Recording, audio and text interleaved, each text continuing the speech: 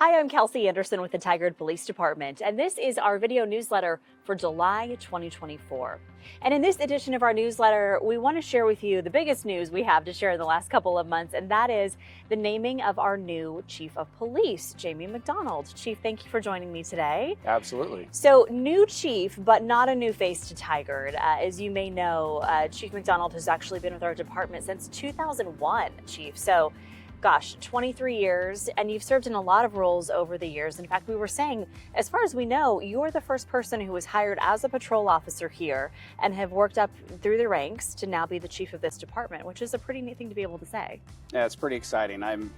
It's an honor to be able to do this, and the experiences that I've had during my time here at Tigard have been so broad. It's really exciting to have gotten a lot of those different things as a school resource officer.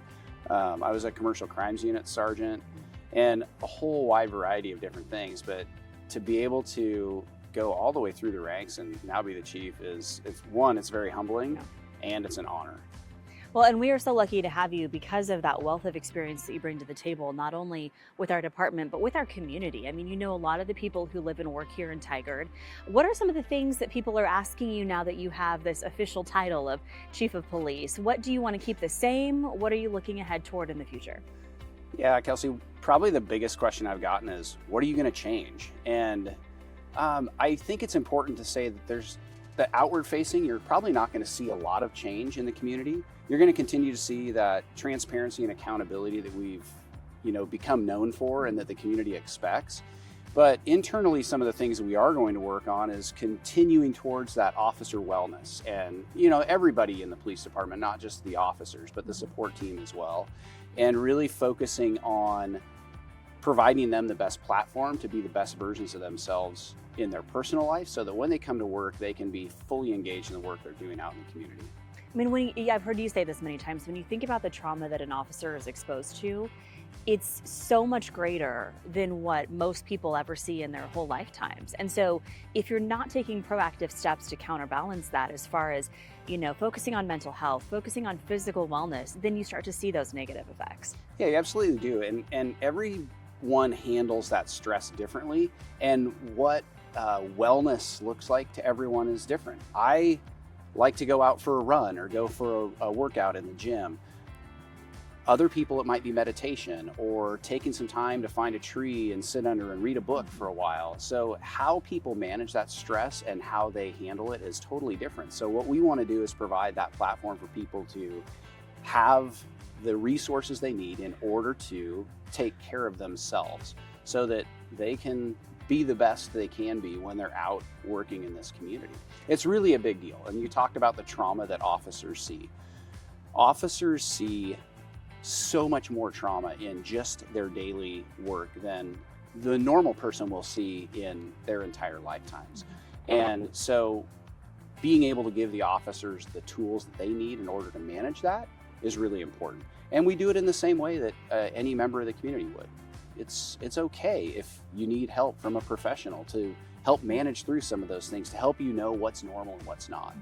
Trying to normalize that. That's one of the things we're really going to work on, is helping officers to have those resources so that when they need them, they've got them at their fingertips. Which not only benefits them and their families and their personal lives, but then when you come to work and you're responding to those emergency calls for service, you can be the best version of yourself to help people in perhaps their greatest time of need as well. Absolutely. I mean, people don't call 911 when they're having a good day, right? So an officer needs to have the tools to not only be in their best space, but also help other people to be able to get back to that for themselves and their families and those around them. And by providing those resources and tools for officers, they can then have some of that lived experience that they can share with people that they're working with out in the community. Yeah. So continuing focus on transparency, working on improved wellness programs. We're recording this in front of our facility, which we've been in since the mid-'80s. So we have been, growing along with Tigard for the last several decades, and we just don't really fit in this facility anymore. So I know one of your other goals is working toward a new facility going forward. What does that look like? Yeah, exactly, Kelsey. So recently, the city completed purchase of some property over off of Hunziker on Wall Street.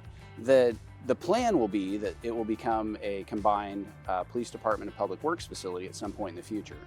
So between myself and the public works director, we're working on trying to come up with what that might look like. And it would be really exciting to be able to see something come forward that could be a new facility, something that's resilient for earthquakes, something that's inviting for the community, that has community spaces we can bring people into, but something that is more workable and more functional than what we currently have. And we're really limited in some of the things that we're able to do here because of the facility. With a new modern facility, it would expand what we can provide to the community and give us something that we can be in for hopefully 30, 40, 50 years into the future. Right, exactly. Yeah. Well, and just personally too, I want to mention, you are a lifelong Oregonian. You grew up not far from here in Lake Grove. You've raised your family in this area. So not only have you been with the department for a long time, but this area is home for you quite literally. It is. What do you enjoy doing when you're not here? I'm a grandpa too, so I love playing with my granddaughters, and so that's fun.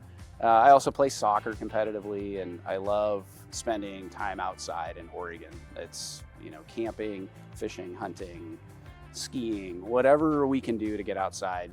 The joke around the department is that you have to make sure that I've watched the news, because I don't watch a whole lot of TV. Yeah.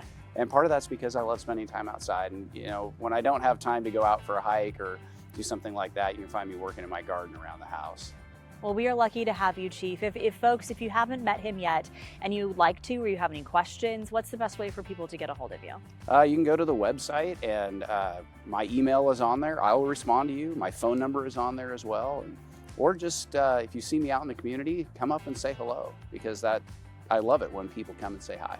Yeah, you've had an opportunity to have a lot of good conversations, and we're looking forward Yes. to more. Yeah, Chief, thank you so much. Absolutely. And one of the events where you can come meet Chief McDonald is National Night Out. That is coming up on Tuesday, August 6th.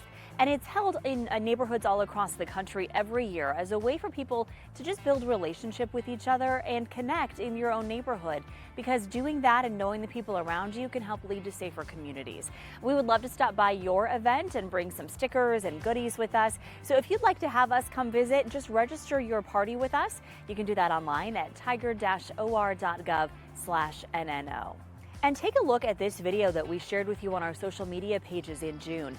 This was a 2-alarm blaze at an apartment here in Tigard, and we were able to help our partners at Tualatin Valley Fire and Rescue by using one of our police drones with thermal imaging to help map that fire in real time. That helped to provide an aerial perspective of the fire activity to the crews on the scene. And thanks to that live feed, the battalion chief was able to see the fire had not extended through the firewall inside that large building, which allowed firefighters to focus their efforts where they were needed the most. That was one of the calls we responded to in June. Throughout the month, your Tigard police officers responded to 3,310 calls for service, for an average of 110 calls every day. And that does it for us this month. Please connect with us on whatever social platform you use.